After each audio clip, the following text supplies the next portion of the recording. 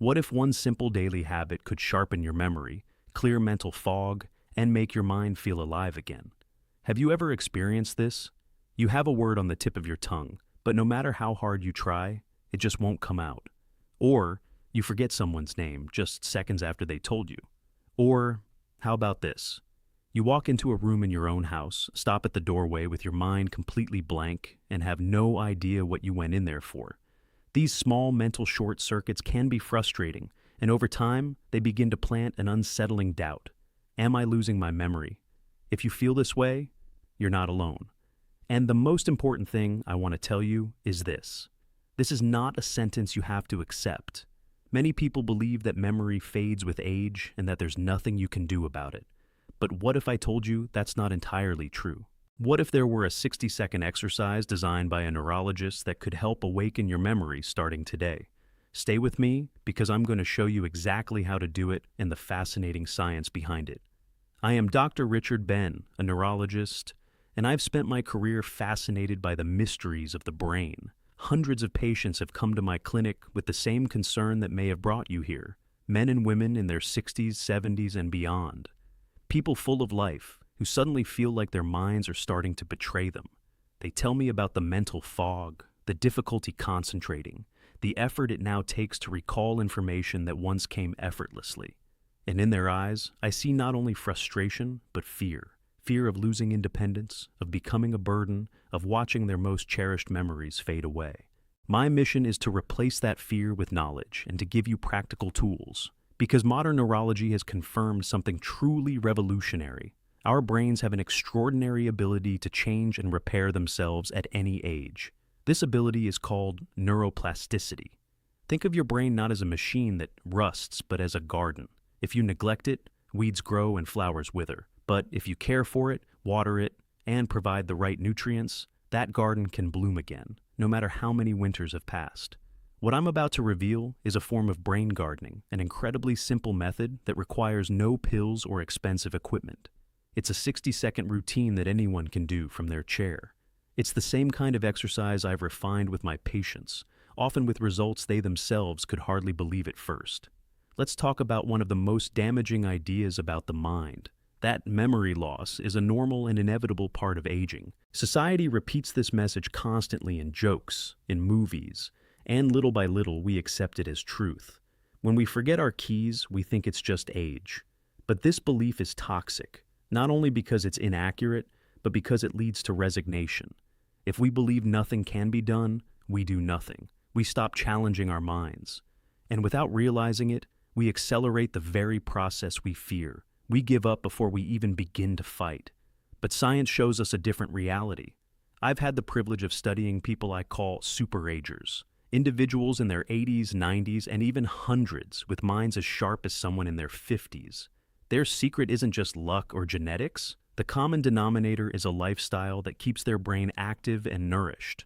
Whether intuitively or intentionally, they've been practicing neuroplasticity their entire lives. They've been tending to their brain garden. Neuroplasticity is the brain's ability to create and reorganize its connections. Imagine your brain's pathways as trails in a forest. When you learn something new, you create a path. Each time you repeat that action or recall that information, the path becomes wider and easier to travel. If you stop using it, it becomes overgrown. But if you use it frequently, it turns into a highway. What's incredible is that this ability does not disappear with age. It remains there, ready to be used. This means that even if some of your neural pathways have weakened, you still have the power to build new ones. The exercise I'm about to teach you is a precise tool to do exactly that. It's a short but intense routine that pulls your brain out of autopilot and forces it to create and strengthen those connections. It combines a simple physical movement with a mental challenge, creating a synergy far more powerful than either part alone. Before I show you how to do it, I want you to meet one of my patients. His story is a powerful example of what your brain is capable of. Let me tell you about Ramon. He came to my clinic at 78 years old, brought in by his daughter who was very worried. Raoni was a retired carpenter, a proud man who had used his mind and hands to create beautiful, precise things. But lately, his brain had been failing him. "Doctor," his daughter told me, "my father is fading. He used to be the life of the party. Now he stops in the middle of a sentence because he forgets what he was going to say. The other day, he couldn't remember the name of his youngest grandson, Lucas. Seeing the confusion on the boy's face and the embarrassment on my father's, it was heartbreaking. Rowney finally looked at me and said the phrase I've heard so many times. It's nothing, just age. My mind just isn't what it used to be. But I could see beyond his resignation. I saw his frustration. He spent his days watching television. He had stopped reading because he struggled to follow the storyline. His world had begun to shrink. So I proposed a deal. Ryone, I said, I'm not asking you to believe in miracles. I'm only asking you to give me 1 minute a day. I'm going to teach you an exercise that may seem silly, but promise me you'll do it every day for 4 weeks.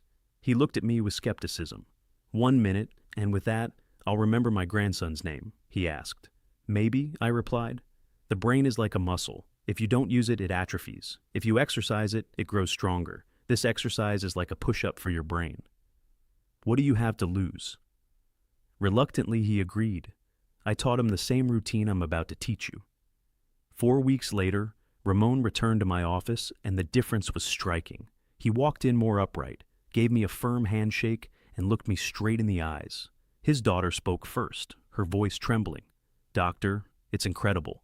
A week ago, my son Lucas asked his grandfather about a toy he made years ago, and my dad didn't just remember the toy. He told the entire story of how he chose the wood and even remembered the name of the dog we had back then. I haven't seen him speak with that kind of clarity in years. Rowney smiled. At first I felt a bit silly doing those movements, he admitted, but I kept going. After 1 week, I felt more alert in the mornings. After 2 weeks, I realized I could follow the news without getting lost. And yesterday, out of nowhere, the name of an old workshop friend I hadn't seen in 30 years came back to me just like that. It was as if a closed window had suddenly been thrown open. Ramon's story isn't a miracle, and it's important to say that not everyone experiences such a dramatic change, but it is a real example of the power of neuroplasticity in action. And now it's your turn to learn how to use it. The 60-second exercise, step-by-step tutorial. All right, this is the moment. If you can, get ready to do the exercise with me. All you need is a chair and 1 minute of your attention. Remember, the key is not strength, it's focus. We'll divide the minute into 2 parts of 30 seconds each. Preparation. Before starting, sit at the edge of your chair with your back straight but relaxed. Place your feet firmly on the floor, hip-width apart, and rest your hands on your thighs. Close your eyes for a moment and take a deep breath. Inhale through your nose and exhale slowly through your mouth, releasing any tension. Now, open your eyes. Let's begin. Part 1. Activation and oxygenation. First 30 seconds. The goal here is twofold: to increase oxygen-rich blood flow to the brain and activate coordination areas. We'll do a simple controlled movement, the movement with your hands on your thighs. Slowly raise your right arm forward until it's parallel to the floor. Keep your left arm still. Breathing. Synchronize your breath with the movement. As you raise your right arm, inhale slowly through your nose, counting mentally to 4. The return. Now slowly lower your right arm back to your thigh. As it lowers, exhale slowly through your mouth again, counting to 4. Alternating without pausing, repeat the same movement with your left arm. Raise your left arm while inhaling. 1, 2, 3, 4. Lower it while exhaling. 1, 2, 3, 4. Let's practice once. Right arm up while inhaling, down while exhaling. Left arm up while inhaling, down while exhaling. Perfect. For the first 30 seconds, continue this motion steadily, alternating arms without rushing. Control is essential. Focus on the sensation. Why it works. This rhythmic movement combined with deep breathing calms the nervous system and increases oxygen in your blood, the fuel your neurons need. It also helps release tension in your neck and shoulders, opening the pathways through which blood travels to your brain. The coordination aspect wakes up your brain, preparing it for the next phase. Part 2. The mental challenge. Last 30 seconds. This is where we ignite neuroplasticity. You'll continue the exact same physical movement, but now we'll add a mental task. The key is to do both at the same time. This dual tasking forces different parts of your brain to communicate intensely, building new neural pathways. The mental task. While continuing the arm movements and breathing, begin naming things that belong to a category. The category: Start with something simple. For example, fruits. Execution. As you raise your right arm while inhaling, say, apple. As you lower it while exhaling, think of the next one. As you raise your left arm while inhaling, say, banana. Continue. Orange, strawberry, grape, pear, anything that comes to mind for 30 seconds. Don't worry if your mind goes blank. That's normal. Breathe and wait for the next word to come. The goal is not to set a record, but to keep your brain in active search mode while your body moves. The full 60-second routine. From second 0 to 30, sit upright and begin the slow, controlled arm movement synchronized with your breathing. Focus only on that. From second 31 to 60. Without stopping the movement, add the mental task. Start naming items in your chosen category like fruits until the minute is up. And that's it. 1 minute that can begin to change your relationship with your mind. Why this combination works. By forcing your brain to manage both a motor task and a cognitive task at the same time, you stimulate communication between different brain regions, like the frontal lobe, attention, the cerebellum, coordination, and the temporal lobe, memory. It's like asking an orchestra to play 2 melodies at once. To do it, the musicians, your neurons, must create new harmonies, new connections. That's neuroplasticity in action. How to improve common mistakes and small secrets. The real magic lies in consistency and progression. How do you level up and keep the challenge alive? Your brain is smart. If you do the same thing every day, it adapts, and the exercise becomes less effective. You have to keep it engaged. Week 1, start with simple categories. Start with concrete categories. One day choose fruits, another day animals, then furniture, clothing, and so on. Week 2, words by letter. Increase the difficulty. Choose a letter and name all the words you can that begin with it. For example, with the letter P, dog, bread, ball, door. This forces the brain to search for information in a different way. Week 3, countdown. This is a classic. While moving your arms, count backward from 100 in steps of 3. 197.94. If you lose track, don't worry. Breathe and resume from the last number you remember. Week 4 and beyond, get creative. Mix and combine. Name cities around the world or people's names that start with a certain letter. The golden rule is simple. If it feels too easy, it's time to change it. The right level is when you feel a slight effort. That's the sign your brain is working. The 3 mistakes you must avoid. The first is rushing. This is the most common mistake. Moving your arms too quickly and breathing shallowly.